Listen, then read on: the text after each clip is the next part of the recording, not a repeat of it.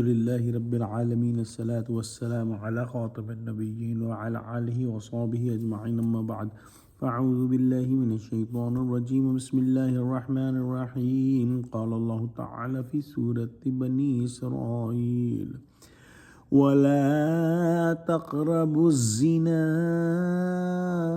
إنه كان فاحشة وَسَاءَ سَبِيلًا. Translation: And do not go close to adultery or unlawful sex. Indeed, it is immorality and evil act of indecency that is a shameful way. In this ayah, Allah subhanahu wa ta'ala has given us a profoundly important command. The command concerns adultery. It is not merely that adultery should not be done, but that one should not even approach it. In other words, committing adultery is a grave act, but even going near anything that leads to it is also prohibited.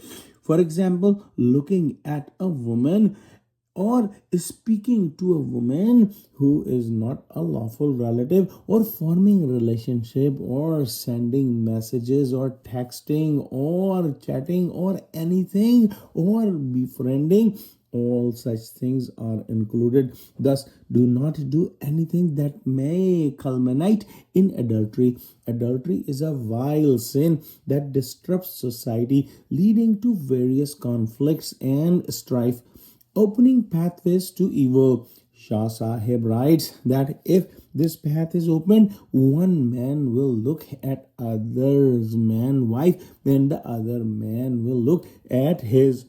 In Musnad Imam Ahmad, there is a narration of hadith where a man said to Prophet Muhammad sallallahu alaihi wasallam, "Give me permission to commit adultery." The people around at that time rebuked him that, "What are you talking to the Prophet Muhammad sallallahu alaihi wasallam?" Prophet Muhammad sallallahu alaihi wasallam called him closer and asked, "Would you like this act for your mother, daughter, sister, or aunt?" He replied, "O Messenger of Allah, may I be sacrificed for you? Certainly not."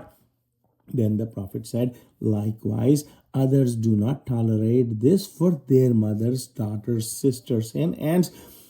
Then the Prophet prayed, "O Allah, forgive his sins, purify his heart, and safeguard his chastity." Abu Umama writes that after this prayer, this man never lifted his gaze towards any unrelated women again. O Allah, send blessings upon our leader Muhammad sallallahu alaihi wasallam, and we pray that Allah makes us firm upon all divine commands and make us true and steadfast Muslims. Ameen. Wa akhiru da'wana alhamdulillahi rabbil alameen. Wassalamu alaikum wa rahmatullahi wa barakatuhu.